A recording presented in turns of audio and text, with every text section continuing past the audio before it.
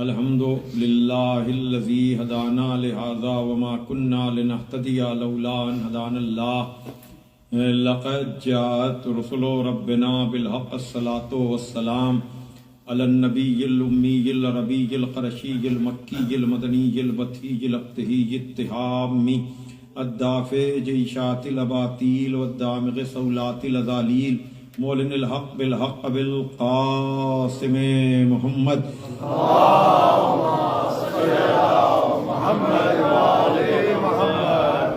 وآلہ الطیبین الطاہرین المعصومین المظلومین الذین اذھب اللہ عنہم الرجس وطہرہم تطہیرا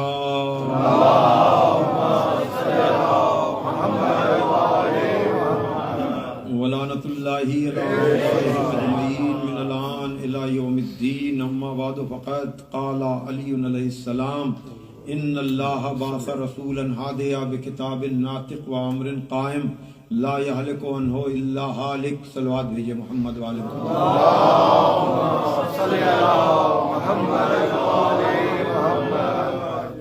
بزرگان محترم و دوستان عزیز، انجمن ورثہ داران امام زمانہ عجل اللہ تعالی فرجہ الشریف،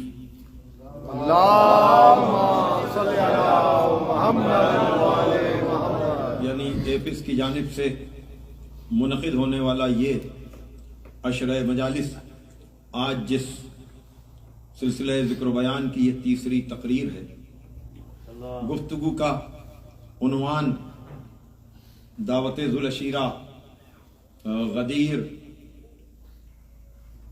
ثقیفہ، فدق اور کربلا.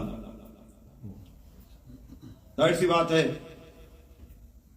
کہ محمد والے محمد علیہ الصلوۃ والسلام کے جاننے اور ماننے والوں کو دعوت ذو العشیرہ سے بھی، غدیر سے بھی، اور غدیر کے پیغام کو بھلا کر ثقیفہ میں غداری کرنے والوں سے بھی باخبر رہنے کی ضرورت ہے. اس لیے مطالبہ فدق کر کے نبی کی بیٹی، علی کی زوجہ اور حسنین علیہ السلام کی مادر نے ظلم کی تاریخ کو اپنے خطبہ فدق سے ایسا بے نقاب کیا کہ آج تک ظلم کے قلعوں میں زلزلے ہیں، ہر بات کا جواب ہو جاتا ہے، لیکن کلمہ پڑھنے والوں کے پاس اس کا کوئی جواب نہیں کہ جب نبی کی بیٹی مطالبہ فدق کرنے کے لیے گئی تو حاکم وقت کے پاس اس کے مطالبے کو رد کرنے کا حق کیا تھا؟ اگر آپ ان سلسلوں کو سمجھتے ہیں، آپ تو سمجھتے ہیں، لیکن آنے والی نسلوں کو بھی اس سلسلے سے باخبر رکھیے. اور میں نے بھی کربلا تک پہنچنے سے پہلے ان مراحل تک آنے کے لیے پورے مقدمے کو آپ کے سامنے پیش کیا. میں نے خلقت آدم سے پہلے سے گفتگو شروع کی اور کنت کنزا مخفیہ سے آغاز کیا عقل کہ پروردگار نے کہا کہ میں چھپا ہوا خزانہ تھا، میں نے چاہا کہ میں پہچانا جاؤں تو میں نے ایک مخلوق کو پیدا کیا. غالب کا وہ قصیدہ، غالب بہت بڑا شاعر ہے اور غالب کو سمجھنا بھی ضروری ہے اردو والوں کے لیے. جس سال میں اپنے بیٹے کو دہلی میں غالب کی حویلی جب دکھانے گیا تو وہاں میں نے دیکھا، دیکھیے گا یوٹیوب پر ہے اس کی تفصیل، کہ انگریز کسی مفکر نے غالب کے اشعار کو سامنے رکھ کر کہا کہ غالب اگر ہماری زبان کا شاعر ہوتا تو پھر وہ دنیا کا سب سے بڑا شاعر ہوتا. غالب کی فکر بہت گہری ہے. اور پھر غالب ہر جگہ کو طنز کرتا ہے، شک کرتا ہے، لیکن جب باب علی پر آتا ہے تو سرنڈر ہوتا ہے.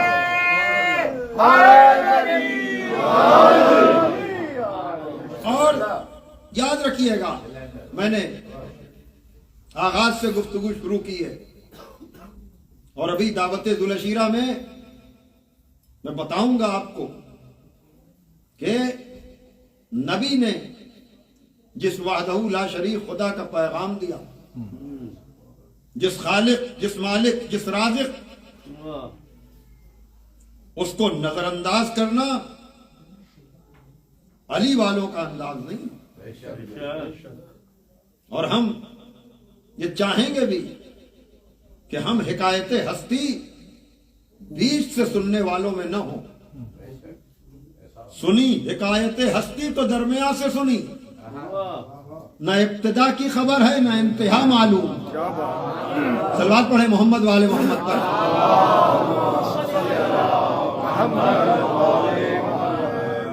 چاہے غالب ہو چاہے میر، یہ اردو کے بہت بڑے شاعر ہیں، اور اردو کی خطابت ہو اور غالب اور میر تقی میر کا ریفرنس اور حوالہ نہ ہو تو اردو دنیا میں سناٹا ہو جاتا ہے.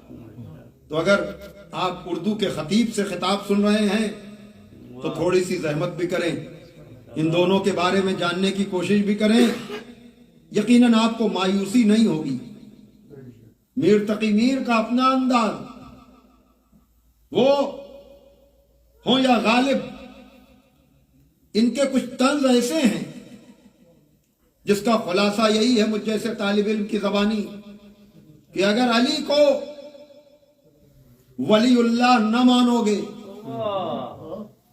تو پھر علی کو کچھ اور ماننا پڑے گا.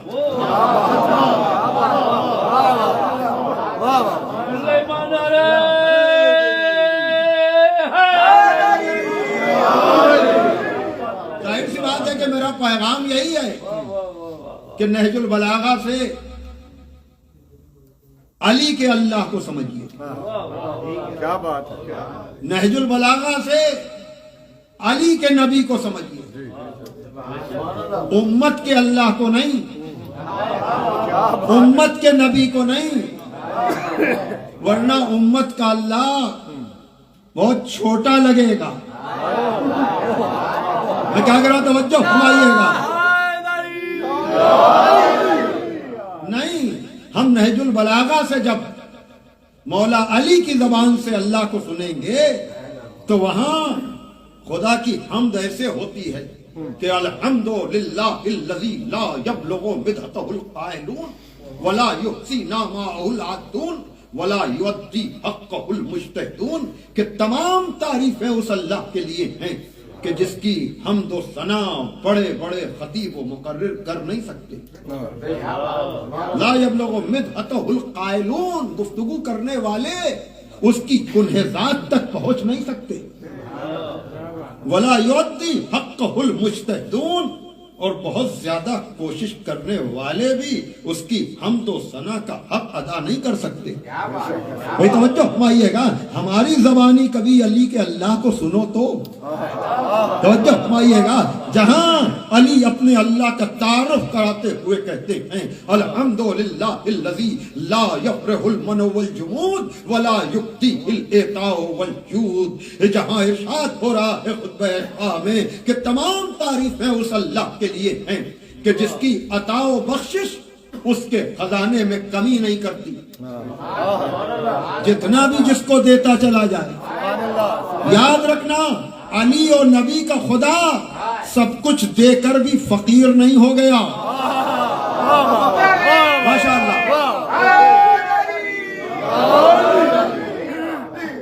علی اور نبی کا اللہ، ہم جبریہ نہیں ہیں، ہم مفوضہ نہیں ہیں، ہم وہ نہیں ہیں کہ دے دے تو اس کے یہاں کمی ہو جائے. نہیں، اس کے خزانے قدرت کو تم سمجھو گے کہاں، تم جانو گے کہاں. اس لیے کہ چاہے علی ہو، چاہے نبی، چاہے حسنین ہو، چاہے امام حسین، جنہوں نے دعائے عرفہ میں کہا کہ معبود جسے تو مل گیا اسے زمانہ نہیں ملا تو اس نے کھویا کیا؟ کیا بات ہے، کیا بات اور جسے سب کچھ مل گیا اللہ نہ ملا تو اس نے پایا کیا؟ کیا بات ماشاء اللہ. صلوات بھیجے محمد والے محمد پر.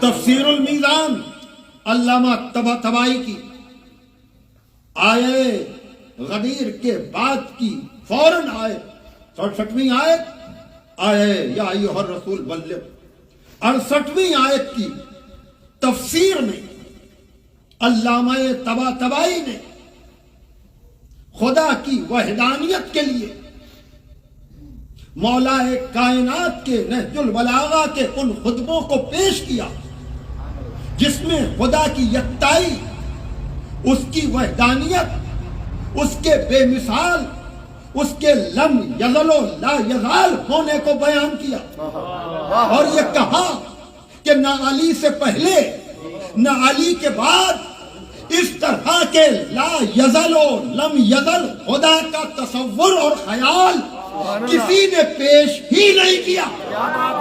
صلوات ہے کہ محمد والے محمد تک.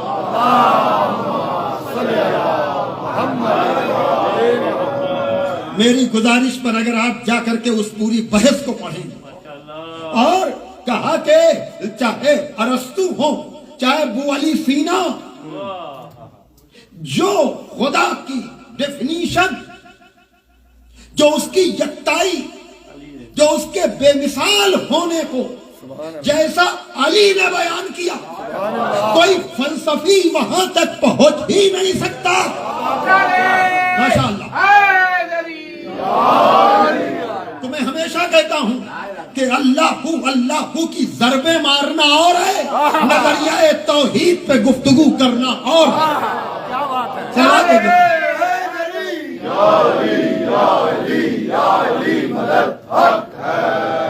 لیکن یہ سب کہہ کر غالب کہتا ہے کہ غالب ہے نقطہ فہم تصور سے کچھ پرے. نقطہ فہم یعنی باریکی کو سمجھنے والا. کہتا ہے غالب ہے نقطہ. کل کی گفتگو ذہن میں ہے نا، کل میں نے قصیدے کے جو شعر پڑھے تھے اس میں پہلا ہی شعر یہ تھا نا کہ دہر جز جلوے یکتائی معشوق نہیں. کچھ دوستوں نے بعد مجلس کہا کہ گفتگو سطح عمومی سے بلند ہو گئی، تو میں کہوں گا یہ بارگاہ ہے ہی ایسی جہاں عمومی سطح نہیں اس سے بلند کیا جاتا ہے. تو دھیرے دھیرے آپ بھی غور و فکر کریں اور یوٹیوب پر آپ کو غالب کے اس قصیدے کو بطور ٹیکسٹ بھی پڑھایا گیا ہے. جائیے ڈھونڈیے تلاش کیجئے تو آپ کو اندازہ لگے گا کہ یہ غالب لوگوں کو شک و شبہ میں ڈال کر کس طرح یقین پر لے جانا چاہتا. توجہ کیجئے گا. غالب ہے نقطہ فہم تصور سے کچھ پرے، ہے عجز بندگی جو علی کو خدا کہوں. بڑی توجہ بھائی. میں نے دیکھیے جس طرح سے زیارت جامعہ جو فضائل محمد والے محمد کا سمندر ہے، سمندر، لیکن معصومین جانتے ہیں کہ عجز بندگی رکھنے والے لوگ، بڑی توجہ، کہیں ہم آئے فضائل سن کر. بھائی میری گفتگو مکمل ہے. میں نے ایک آیت ہستی کو درمیان سے شروع نہیں کیا کہ نہ ابتدا کی خبر ہو نہ انتہا کی خبر ہو. دعوت ذوالعشیرہ تک آپ کو لانے کے لیے میں نے وہ مقدمات فراہم کیے اور کل کا وہی شعر اگر آپ غور سے سمجھ لیں، آپ سے مراد آپ نہیں ہیں. جو لوگ بھی قریب و دور سے ہمارے بارے میں کبھی کبھی غلط فہمیاں پیدا کرتے ہیں کہ پتہ نہیں یہ علی علی کر کے مجمع کو کہاں لے جانا چاہتے ہیں. نہیں، ہم علی علی زیادہ اس لیے کرتے ہیں تاکہ نبی و علی کا خدا سمجھ میں آئے. صلوات ہے کہ محمد والے محمد پر.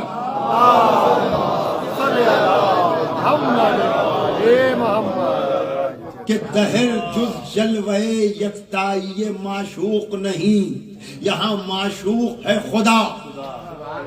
उसे अपना जलवा देखना था, तो वो जो आईना बनाएगा वो जंग आलूद नहीं होगा। भाई तवज्जो कीजिएगा, भाई आईने के लिए नूर का होना जरूरी है कि नहीं? दीवार पर, कल मैंने मिसाल दी थी ना, दीवार पे आईना लगता है, फिर दीवार बड़ी होती है, आईना छोटा होता है, लेकिन दीवार और आईना एक जैसे होंगे तो तस्वीर नजर ना आएगी। अरे मैं कहाँ जाऊं, तवज्जो फरमाइएगा। तो मोहम्मद वाले मोहम्मद को आम मखलूक से जुदा होना चाहिए कि नहीं? बड़ी तवज्जो। लेकिन गलत फहमी वहां पैदा होती है जब आदमी आईने ही में देखता रहता है, साहिबे चेहरा को देखता ही नहीं। अरे सल्लल्लाहु अलैहि वसल्लम, माशाअल्लाह। लेकिन गालिब जिस तरह से कहता है कि गालिब नुक्ता फहम तसव्वुर से कुछ परे है, इज्ज़ बंदगी जो अली को खुदा कहूं, यानी ये बंदे की आजिज़ी है, चूंकि वो अली के खुदा को समझ नहीं सकता, इसलिए घबरा कर अली को खुदा कह देता है। सलवात भेजे मोहम्मद वाले मोहम्मद तक। इज्ज़ बंदगी जो अली को खुदा कहूं। और फिर कभी मीर तकी मीर तक बात जब आती है तो मीर तकी मीर ये कहते हैं कि मैं अली को खुदा नहीं जाना, मैं अली को खुदा नहीं जाना, पर खुदा से जुदा नहीं जाना। सलवात भेजे मोहम्मद वाले मोहम्मद पर। बड़ी तवज्जो, बड़ी तवज्जो। तो ये बात ज़हन में रहे कि हमें नहजुल बलागा से अली के खुदा को समझना हक अदा नहीं हो सकता, इसलिए कि पहले खुतबे में हदबंदी कर दी कि मेरे खुदा को कोई समझने की कोशिश न करे। मैं कहूंगा या अली आपके खुदा को समझेगा कौन? जो आपको न समझ सका वो आपके खुदा को।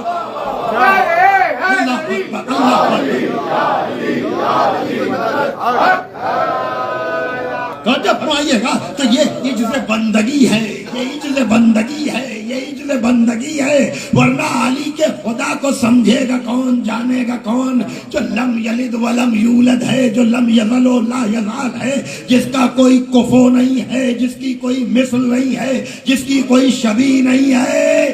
भाई तवज्जो फरमाइएगा। लेकिन चूंकि ये नाकिस बंदे देख नहीं सकते उसे, इसलिए उसने कहा कि अगर एक ही नूर भेजता तो वाकईन तुम गलत फहमी का शिकार हो जाते। लेकिन अदद के मामले को समझाया तो नहीं जा सकता कि इस नूर को एक जैसे दो बनाए ताकि ये दो हो जाए वो वाहिदो यक्ता। माशाअल्लाह, माशाअल्लाह। लेकिन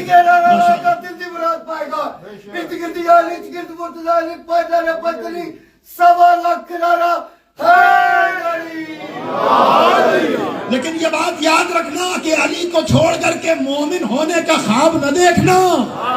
बस बस मैं आखिरी शेर पढ़ रहा हूं और मैं आगे चला जाऊंगा, और वो ये कि जो हैदरी नहीं उसे ईमान ही नहीं। ये तकीमीर, जो हैदरी नहीं उसे ईमान ही नहीं। अरे वो हो शरीफ मक्का मुसलमान ही नहीं। माशाअल्लाह, बाबा ने बुलंद नारे सल्लल्लाहु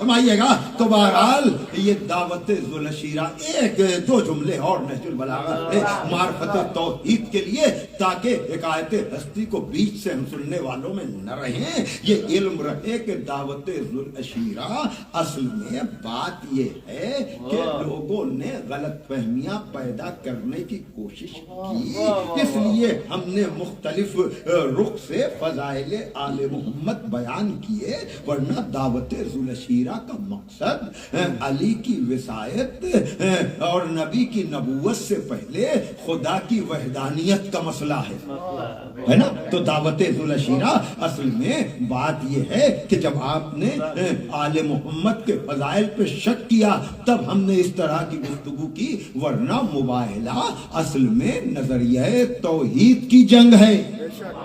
तो फरमाइएगा, सदाकत आले मोहम्मद का मसला तो बात का है, असल में तो ईसा को खुदा का बेटा मानने वालों से जंग थी जिसके खिलाफ आले मोहम्मद गवाही देने के लिए गए थे। तो मसला ये पूरा वाज़े रहना चाहिए कि जहां मौलाए कायनात कह रहे हैं कि अल्हम्दुलिल्लाहिल्लज़ी अला बिहौलिही व दना बितौलिही, खुतबा गर्रा अजब तरह से कह रहे हैं कि तमाम तारीफें उस अल्लाह के लिए हैं कि जो जलाल के एतबार से तो बंदों से दूर है। अला बिहौलिही, उलू ही उलू उसके लिए है, ताकत कुव्वत और इख्तिदार के जलाल के एतबार से तो वो खुदा बहुत बुलंद है। अल्हम्दुलिल्लाहिल्लज़ी अला बिहौलिही व दना बितौलिही, लेकिन करम के एतबार से वो बंदों से बहुत करीब। क्या बात है, क्या बात है, सुभान अल्लाह। तो ये कुर्बो बोत के फलसफों को समझे कौन? मुसल्ले पर जाकर अल्लाह अकबर कह करके कुर्बतन इल्लाह कह के अल्लाह अकबर कहना और है, लेकिन आज तक क्या किसी नमाजी ने इस नियत पर भी गौर किया कि कुर्बतन इल्लाह का मतलब क्या है? सुभान अल्लाह, पढ़ रहे हैं लोग नमाजें। मैं फलसफा तो कल बयान कर चुका ना कि ना हमारा ईमान दुरुस्त, इसलिए कि जब दिल बुतखाना होगा, ज़हलो दिलो दिमाग पर मुख्तलिफ तरीकों के बुत सजे होंगे, अली की मोहब्बत के बगैर इन बुतों की बुत शिकनी करे कौन? तवज्जो फरमाइएगा। तो फिर नजरिया तौहीद को समझे कौन, जाने कौन? मुसल्ले पर जाकर के भी तुम्हें गुरूर बंदगी अगर पैदा हो गया तो तुमने अना के बुत तोड़े कहां? इसलिए कि इस दर के अलावा न फलसफा तौहीद कोई बयान करता है न फलसफा नमाज। भाई तवज्जो फरमाइएगा, फलसफा तौहीद अभी मैं बयान करके आया हूँ, फलसफा नमाज तो खुतबा फिदक में आएगी गुफ्तगू इंशाअल्लाह, लेकिन मैं तो बात को फैला रहा हूँ ना अभी इन मजलिसों में कि जहाँ शहजादी ने खुतबा फिदक देते हुए कहा अल्हम्दुलिल्लाहिल्लज़ी की मंजिल से गुजर कर आप फरमाती हैं फजअलल्लाहु ईमाना तत्हीरन लकुम मिनश्शिर्क वस्सलाता तंज़ीहन लकुम अनिल किब्र। अल्लाह ने ईमान इसलिए करार दिया ताकि तुम शिर्क की नजासत से पाक हो सको, और नमाज इसलिए करार दी गई ताकि तुम में गुरूर और तकब्बुर न रहे।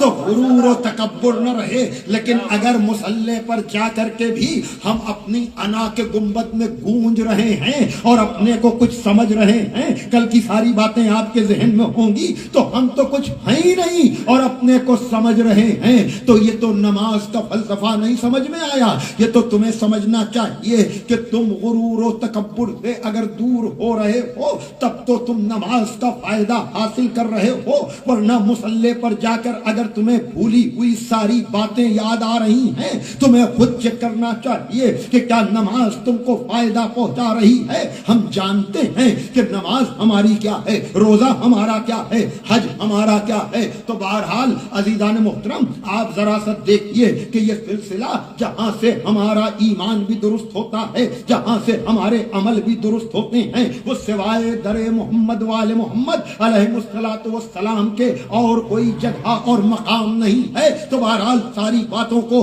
नजरअंदाज करते हुए मैं नफ्से मतलब पर आपको लाना चाहूंगा कि ये जो खुदावंद आलम ने इस मखलूक को खल्क किया ताकि वो पहचाना जाए, तो वो आम मखलूक नहीं हो सकती, वो खास मखलूक होगी, वो नूरानी मखलूक होगी, ताकि वो खुदा का पैगाम ले सके और हम तक पहुंचा सके। बड़ी तवज्जो। तो मैंने कहा ना कि जिस तरह से चाहे वो दावत दुलशीरा हो, चाहे मुबाहले का मैदान हो, ये सब इसलिए था ताकि तुम्हें बताया जाए कि ये मखलूक تم جیسی نہیں ہے. اگر یہ تم جیسی ہوتی تو پھر تمہارے اوپر ہی وہی بھیج دیتا پروردگار عالم, اس کو ذریعہ بنانے کی ضرورت نہ ہوتی. یہ جو اللہ کے نام پر عظمت نبی و علی کو کم کرنے کی ناکام کوششیں ہوتی رہتی ہیں, اس لیے کہ یہ سب اس سقیفہ کا شاخسانہ ہے, اور ہم بھی اس گرفت میں کبھی کبھی پروپیگنڈے کی وجہ سے آ جاتے ہیں. بھائی دیکھیے, جن لوگوں نے غدیر یا دعوت ذوالشیرہ سے نبی و علی کو نہیں لیا, ان کو تو نبی کو اپنے جیسا سمجھنا چاہیے. بڑی توجہ جان محترم. لیکن جن لوگوں نے دعوت ذوالشیرہ سے نبی کو اور غدیر سے علی کو سمجھا ہے, اگر وہ بھی اس بحث میں پڑ جائیں کہ ہم ان کو مانے کیا, تو آپ دشمن کے جال میں پھنس رہے ہیں. آپ کو اندازہ ہی نہیں ہے کہ اگر یہ ایک جیسے ہو جائیں گے تو پھر تمہیں نظریہ توحید سمجھ ہی میں نہ آئے گا.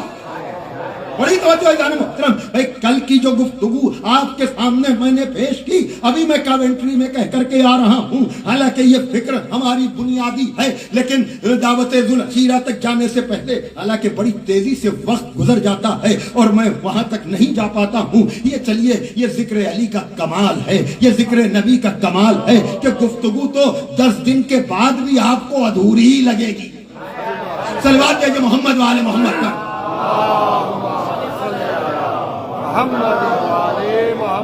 ایک اور صلوات پڑھ دیجیے آپ. لیکن آج میں نے بہت سی باتوں کو ترک کر دیا. کل کی گفتگو اگر آپ کے ذہن میں ہے تو میں نے یہ عرض کیا تھا کہ نہج البلاغہ کے خطبہ قاصیہ میں جب نبی پر پہلی وحی نازل ہوئی, ہی نا نزل الوحی, تو نبی سے علی نے پوچھا کہ یا رسول اللہ یہ چیخ کس کی ہے؟ کہا یہ شیطان کی چیخ ہے, آیسا من عبادت ہی, جو اپنی عبادت سے مایوس ہو گیا ہے. کہا یا علی تم مجھ سے کیوں پوچھ رہے ہو؟ انکا تسمع ما اسمع انکا ترا ما ارا, اس لیے کہ جو میں سنتا ہوں وہی تم سنتے ہو, جو میں دیکھتا ہوں وہی تم دیکھتے ہو. میں نے بیچ کی باتوں کو ترک کر دیا, میں کل کی گفتگو سے متصل ہو گیا, اس لیے کہ اگر یہ سلسلہ ذہن میں ہے تو پھر ہمیں وہ فرضی روایت کی ضرورت نہیں پڑے گی کہ جہاں ورقہ بن نوفل تصدیق کرے کہ رسول پر وحی آئی ہے. نبی کو پتا نہیں تھا, ورقہ نے بتایا, اور یہاں نبی کو بھی پتا ہے, علی کو بھی پتا ہے. صلوات دیجیے محمد والے محمد تک. بڑی توجہ محترم. اب 3 برس کے بعد دعوت ذوالشیرہ ہے, 3 برس کے بعد دعوت ذوالشیرہ ہے. دیکھیے, عظمت آل کو خدا کے نام پر کم کیا جاتا ہے کہ اللہ کے ہوتے ہوئے کسی کو پکارنے کی ضرورت کیا ہے, اللہ کے ہوتے ہوئے کسی سے مدد مانگنے کی ضرورت کیا ہے. اور یہ نعرہ اتنا اچھا لگتا ہے کہ اپنے بھی دبی دبی آواز میں کہتے ہیں کہ ہاں بات تو درست لگ رہی ہے, لیکن اسلام کی پہلی دعوت تو مدد مانگنے ہی کے نام پر ہوئی. کیا بات ہے جی, کیا بات ہے. ارے میں کہاں جاؤں, توجہ فرمائیے گا, میں آپ کے نظریے کی بنیاد بتا رہا ہوں. بھائی یہی ہے نا, جب آپ کوئی وسیلہ نہیں مانتے, کوئی ذریعہ نہیں مانتے, کوئی واسطہ نہیں مانتے. آج بھی میں علامہ رشید ترابی مرحوم کا, دیکھیے میں یہ ہمیشہ کہتا ہوں کہ آپ ثوابت تو مجھ جیسے کجمج بیاں کو سنا کریں, لیکن معیار سماعت کو بڑھانا ہے تو علامہ رشید ترابی مرحوم جیسے خطیبوں کو سنا کریں. ان کا اشرا محمدی ٹیپ بینک کے اکاؤنٹ پر روزانہ آج سے شروع ہوا ہے میرے اعتبار سے قرآن اور قیامت. اس میں انہوں نے کہا کہ عبد الوہاب جیسے موحد کی میں نے کتاب التوحید کھنگال ڈالی, یا سرسری پڑھ کر بھی توحید بھی نہ سمجھا پایا, جو وہ قیامت تک اپنے ماننے والوں کو لے کہاں جائے گا. بڑی توجہ سے میں کہہ رہا ہوں, میری گزارش پر جا کر کے روزانہ وہ 4 یا 5 بجے کے درمیان یا اسی کے آس پاس یوٹیوب پر روز آنا, یعنی اس کو لائیو جو ہے وہ ٹیلی کاسٹ کیا جائے, وہ نشر کیا جا رہا ہے اور اس کو جو ہے آپ تک پہنچایا جا رہا ہے، تو آپ اس کو سنیں اور اپنے معیار سماعت کو بڑھائیں اور اس بنیادی فکر کو سمجھیں کہ پروپیگنڈے کی وجہ سے ہم بھی اس نظریے کے پابند ہوتے جا رہے ہیں کہ اپنے بھی کبھی کبھی کہہ رہے ہیں کہ ہاں اللہ کے ہوتے ہوئے کسی اور کو پکارنے کی ضرورت کیا ہے۔ تو میں ان توحید پرستوں سے کہوں گا کہ پورے اسلام کی بات بعد میں کیجئے گا، دعوت ذوالعشیرہ کے فلسفے کو تو سمجھ لیجئے، بڑی توجہ، دعوت ذوالعشیرہ کے فلسفے کو تو سمجھ لیجئے کہ وانذر عشیرتک الاقربین، کہ اپنے قرابت داروں کو خوف خدا دلاؤ، تو نبی کو تو خوف خدا دلانے کی بات کرنا چاہیے تھی۔ بھئی کبھی کبھی ہم سے بھی یہی مطالبہ ہوتا ہے نا، یہ آپ عبادت کے نام پر اللہ کے علاوہ کسی اور کا ذکر کیوں کرتے ہیں، یہ تو شرک ہو جاتا ہے۔ تو میں کہہ رہا ہوں کہ مجھ جیسے گنہگاروں کی تقریر آپ چھوڑیے، میں آپ سے کہہ رہا ہوں کہ دعوت ذوالعشیرہ میں نبی کی تقریر کی بات کیجئے۔ بڑی توجہ عزیزان محترم، کہ جس میں خصوصی طور پر پہلی بات تو یہ ہے کہ علامہ امینی نے اور آیت اللہ ناصر مکارم شیرازی داماد اللہ العالی نے بھی دعوت ذوالعشیرہ کا ذکر کرتے ہوئے کہا پہلی دعوت جو ہوئی وہ خانہ ابو طالب میں ہوئی۔ ایک صلوات بھیجے محمد والے محمد پر۔ پہلی دعوت جو ہوئی وہ جناب ابو طالب کے گھر میں ہوئی، تو ابو طالب کا گھر خدا کے دین کے پیغام کا پہلا مرکز بنا، اور اولاد عبد المطلب کو علی کے ذریعے سے بلایا گیا۔ بھائی پروردگار اس نے پہلے تو ذریعہ رسول کو بنایا، تم جیسوں کو نہیں، ہم جیسوں کو نہیں، اس لیے کہ یہ وحی کا بوجھ برداشت نہیں کر سکتے۔ بڑی توجہ ہے محترم۔ اب اس کے بعد نبی نے ذریعہ علی کو بنایا کہ نبی اولاد میرے اے علی اولاد عبد المطلب کو بلا کر لاؤ، اور 40 افراد اولاد عبد المطلب کے جمع ہوئے۔ نبی نے تھوڑا سا گوشت اور تھوڑا سا دودھ، کہ جو ان عربوں کی ایک آدمی کی غذا تھی۔ ہم سے کبھی کبھی لوگ کہتے ہیں کہ اس دور میں معجزوں کا ذکر نہ کیجئے، اس لیے کہ لوگ لاجک سننا چاہتے ہیں، لیکن آپ تاریخ کو کہاں لے جائیں گے کہ دعوت ذوالعشیرہ میں پہلی منزل یہی ہے کہ کھانا ایک آدمی کا تھا، لیکن نبی کے ذہن کی برکت خدا آپ سب کے رزق میں اضافہ کرے۔ دکھے ہوئے دل ہیں خدا بند عالم، جن لوگوں نے بھی اس فرش عزا کا اہتمام کیا، جو ذریعہ بنے، وسیلہ بنے، واسطہ بنے، یا آنے والا مجمع یا تعاون کرنے والے لوگ، خدا بند عالم آپ سب کی دلی مرادوں کو پورا کرے۔ ارے بھائی اس گھرانے کی برکت ہی ایسی ہے۔ ایک صلوات دیتے محمد والے محمد پر۔ بڑی توجہ جانے محترم، اب جب نبی نے بلایا اور کھانا تو کھا لیا سب نے، لیکن جب نبی کچھ کہنے کے لیے تیار ہوئے تو لوگوں نے بات نہیں سنی، نبی بھی تھکے نہیں، کہا یا علی دوسرے دن پھر بلا کے لاؤ۔ بھائی توجہ مائیے گا، دوسرے دن پھر آئے، عجیب احمق ہیں، کھانے آ جائیں گے سنیں گے نہیں۔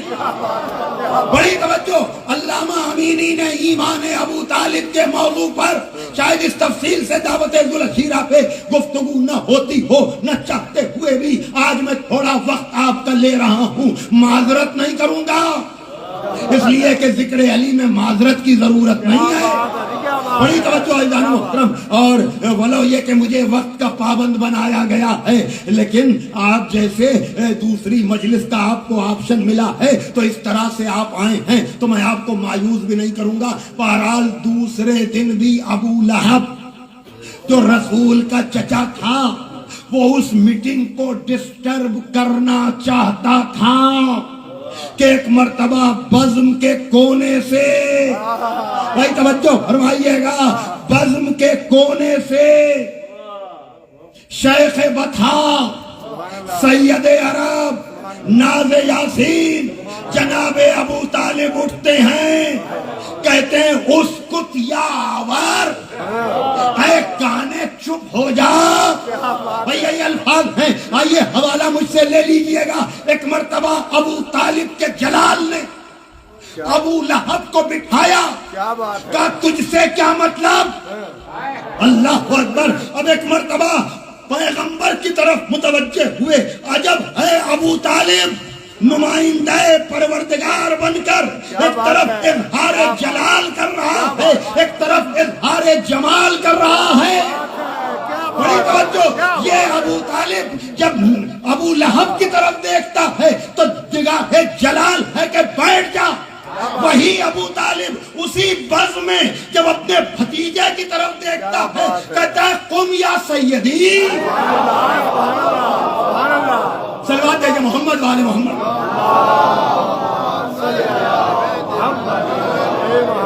ایک جملہ اور وہ رہ گیا، مس ہو گیا، میں آج کچھ چھوڑنا نہیں چاہ رہا ہوں تاکہ پورا پس منظر دعوت ذوالعشیرہ کا ابو لہب کو بٹھایا اور کہا کہ کوئی اٹھے گا نہیں، یہی الفاظ ہیں، کہا کوئی اٹھے گا نہیں، سب کو بٹھایا۔ اللہ اکبر، کہا کل تو تم کھا کر چلے گئے لیکن ابو طالب کے ہوتے ہوئے کیا میرے بھتیجے کو دھوکہ دو گے؟ بھائی توجہ فرمائیے گا، ابو لہب کو بٹھایا، مجمع سے کہا کوئی اٹھ کر جانے نہ پائے، اب کہا قم یا سیدی، سڑے ہوئیے میرے سید، وَتَكَلَّمْ بِمَا تُحِبُّ وَبَلِّغْ رِسَالَتَ رَبِّكَ، اور جو دل میں آئے کہیے، اپنے رب کی رسالت کی تبلیغ کیجئے۔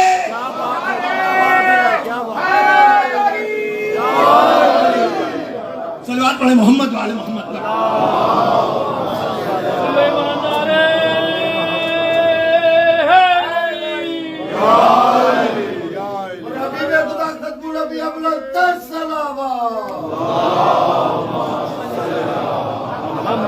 وقت تمام ہو گیا میرا، وقت تمام ہو گیا میرا، بس ایک شعر پڑھوں گا اور رب دے دوں گا۔ کل یہیں سے گفتگو یہیں سے شروع ہوگی۔ دعوت ذوالعشیرہ ایک دن کا بیان تھوڑی ہے۔ صلوات دیجئے محمد وآل محمد پر۔ علامہ نسیم امروہوی نے دعوت ذوالعشیرہ کے اس منظر کو اپنے اشعار میں قید کیا۔ آپ کی نظر ہے یہ شعر، ابو لہب کو بٹھایا، مجمع کو جانے نہیں دیا۔ ابھی میں نے پورا جملہ نہیں پڑھا۔ قم یا سیدی، کھڑے ہوئیے میرے سید، جو دل میں آئے کہیے، اپنے رب کی رسالت کی تبلیغ کیجئے۔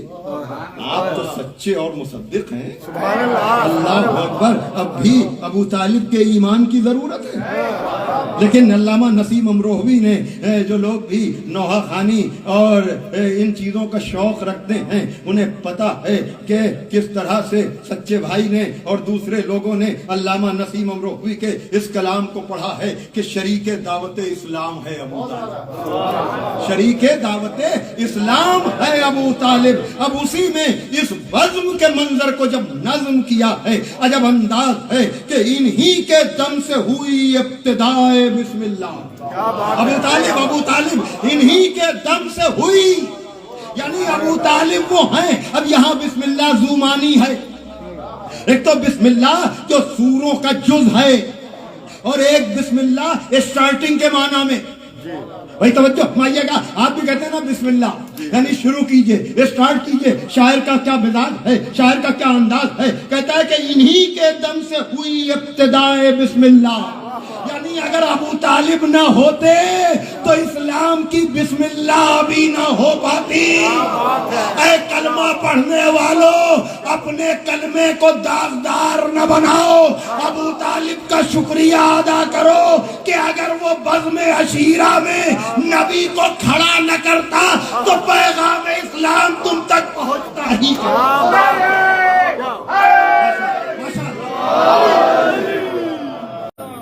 انہی کے دم سے ہوئی ابتدائے بسم اللہ. یہ ابو طالب کا احسان ہے. انہی کے دم سے ہوئی ابتدائے بسم اللہ. انہی نے نقطہ دیا زیر پائے بسم اللہ. صلوات پڑھیں محمد والے محمد کا. تھوڑا سا وقت آج بڑھ گیا ہے لیکن میں اب رب دینے جا رہا ہوں. بہرحال اسی بزم میں تفصیل کل آئے گی انشاءاللہ کہ کس طرح سے پیغمبر نے اپنا ناصر طلب کیا, اپنا حامی طلب کیا, اپنا مددگار طلب کیا, اور نام نہاد توحید کا پرچار کرنے والوں کو نبی نے آئینہ دکھایا کہ جب خدا کے نبی کو علی کی ضرورت ہے تبلیغ اسلام کے لیے تو احمقوں تم کس. بس موقف نہیں ہے لیکن بہرحال نبی نے کہا, علی نے وعدہ نصرت کیا اور اپنے دم پر اپنا بھی اور آنے والی نسلوں کے اعتبار سے بھی. جبھی شاعر نے کہا کہ وعدہ تو علی نے کیا تھا, نبھایا علی کی نسلوں. باپ کو کیوں ہو زحمتیں جب لائق ہو نور عین. باپ کو کیوں ہو زحمتیں جب لائق ہو نور عین. دین پکارا یا علی سامنے آ گئے حسین. جزاکم ربکم. آمادہ ہو گئے آپ, تیار ہو گئے آپ. باپ کو کیوں ہو زحمتیں جب لائق ہو نور عین. بے شک وعدہ نصرت دعوت ذوالشیرہ میں مولا علی نے کیا تھا, لیکن جب 60 ہجری میں دین پر وقت پڑا اور دین یا علی کر رہا تھا کہ اے دعوت ذوالشیرہ میں دین کی نصرت کا وعدہ کرنے والے, تو حسین نے کہا بابا وعدہ آپ نے کیا, وقت پڑا ہے تو پورا بیٹا کرے. ہاں آپ کو دوسری مجلس کا آپشن ملا ہوا ہے, اس لیے کہ غروب ہونے کے بعد عزاداروں کا دل چاہتا کہ قبل غروب جو مجلسیں ہو گئیں, سن سیٹ سے پہلے سب مجلسیں ہو گئیں, تو چلو سونے سے پہلے ایک ایسی مجلس میں بھی جا کر شریک ہو جایا جائے تاکہ ہم یہ کہہ سکیں کہ ہم نے دن میں بھی مجلس کی, ہم نے رات میں بھی مجلس کی. خداوند عالم آپ کے جذبوں کو سلامت رکھے. عزادارو, میں نے دوران گفتگو میں ایک بات کہی تھی نا کہ جناب زہرا نے سقیفہ کے غداروں کو مطالبہ فدق کر دی, اور یہی نہیں, زہرا کو پتا تھا کہ یہ ہر جگہ ملاوٹ کر دیں گے, لیکن کربلا وہ جگہ ہے جہاں میرا حسین جا کر کے سارے دشمنان اسلام کو بے نقاب کرے گا. ہاں آج دوسری محرم کی رات آ گئی, یہ قافلہ بڑی تیزی کے ساتھ سرزمین کربلا کی طرف بڑھ رہا ہے. جزاکم ربکم. ہاں عزادارو, آپ کو پتا ہے کہ دوڑتے ہوئے گھوڑے رکے ہیں اور حسین ابن علی نے نام پوچھا ہے.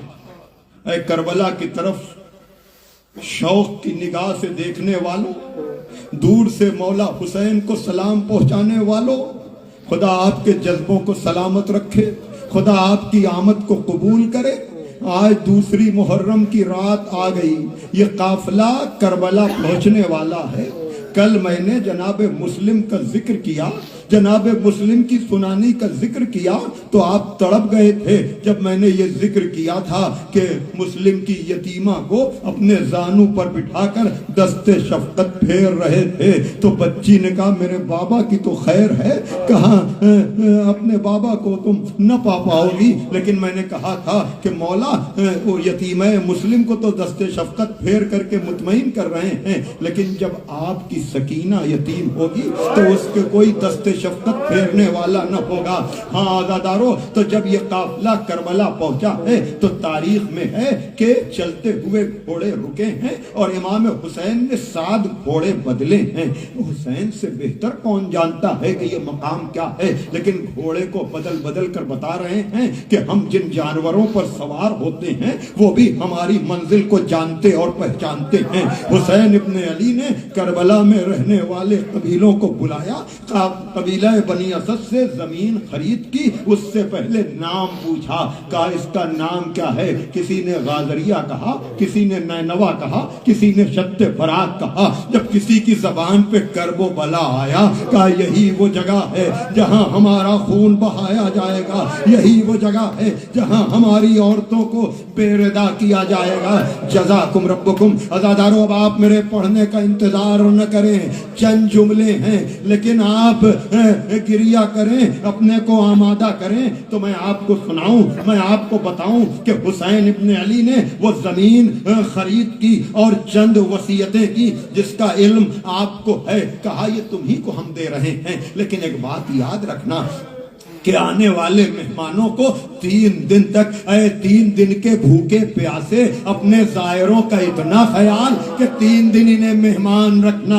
ہاں عزادارو، حسین ابن علی نے تصور صحیح، خیال صحیح، ہر چیز کتاب میں لکھی نہیں ہوتی، میں بار بار کہہ رہا ہوں کچھ چیزیں لکھی ہوتی ہیں، کچھ چیزیں سمجھی جاتی ہیں۔ مردوں سے کہا کہ ہماری شہادت کے بعد ہمارے دفن ممد و معاون بن جانا، عورتوں کو بھی کہا کہ مردوں کو غیرت دلانا، پھر بچوں سے کہا کہ اگر والدین ڈر جائیں تو تم کھیلتے ہوئے آنا اور ایک ایک مٹھی خاک۔ جزاکم ربکم۔ ہاں عزادارو، کربلا جانے کا آپ کو شوق رہتا ہے نا، لیکن جب یہ قافلہ پہنچا ہے تو کربلا ایک صحرا تھا۔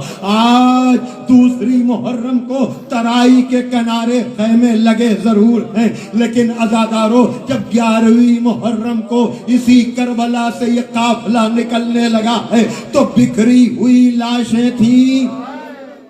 جزاکم ربکم، بکھرے ہوئے لاشیں تھے۔ یاد رکھیے گا، کربلا آپ کو بار بار جانے کا دل چاہتا ہے تو کیا خیال ہے کہ اگر آپ جا کر تڑپ جاتے ہیں، کہتے ہیں مولا پھر بلائیے گا، مولا پھر بلائیے گا، اس کربلا سے جب سکینہ نکل رہی ہوں گی تو کیا سکینہ کے دل میں نہ آیا ہوگا؟ عزادارو سنو، مجلس تمام ہے، خدا کی قسم، اے بار بار کربلا جانے والوں، جب بھی اس جملے کو یاد کرو گے تڑپ جاؤ گے اور رو گے۔ یاد رکھیے گا، جب 11ویں محرم کو 2 محرم کو پہنچنے والا قافلہ کربلا سے نکلنے لگا ہے تو بکھری ہوئی لاشیں تھیں۔ آپ سنتے ہیں نا کہ جناب زینب نے سید سجاد سے کہا تھا میرے لال اپنے کو سنبھالو، یہ تمہارا کیا عالم ہے؟ کہا پھوپھی اماں انہوں نے اپنے لاشوں کو تو دفن کر دیا، میرے بابا کا لاشا، میرے چچا کا لاشا بے گور و کفن پڑا ہوا ہے۔ میں کہوں گا سارے قافلے نے 40 کے موقع پر جا کر اسی کربلا میں بنی ہوئی قبریں دیکھی تھی، لیکن ایک بچی یہی تصور کربلا سے لے کر چلی گئی کہ میرے بابا کا لاشا بے گور و کفن پڑا ہے۔ سب تو آئے ہیں، سکینہ نہیں آئی، سکینہ نہیں آئی۔ اب میں پھر کہہ رہا ہوں، آپ کا تصور کیا کہتا ہے، آپ کا خیال کیا کہتا ہے؟ جس بچی کو کربلا کا ہمیشہ خیال رہا، جب یہ قافلہ شام سے چلنے لگا ہوگا تو بی بی زینب اور سید سجاد قبر سکینہ پر گئے ہوں گے کہ سکینہ کیا دوبارہ کربلا نہ چلو گی؟ جب نہیں جواب آیا ہو پھوپھی اماں ہم تو نہ جا پائیں گے، لیکن میری طرف سے میرے کربلا کے بابا کے لیے میری چادر لیتی جائیے اور جا کر کہیے گا بابا اے میرے بھیا سکینہ نے پیغام دیا ہے۔ جب 11ویں محرم کو سکینہ گزر رہی تھی تو اس کے سر پہ چادر نہیں تھی جو آپ کے لاشے پر ڈالتی۔ اب سکینہ تو نہیں آئی کربلا، لیکن اس کی طرف سے یہ چادر آئی ہے۔ واہ حسینہ، واہ مظلومہ، ماتم حسین۔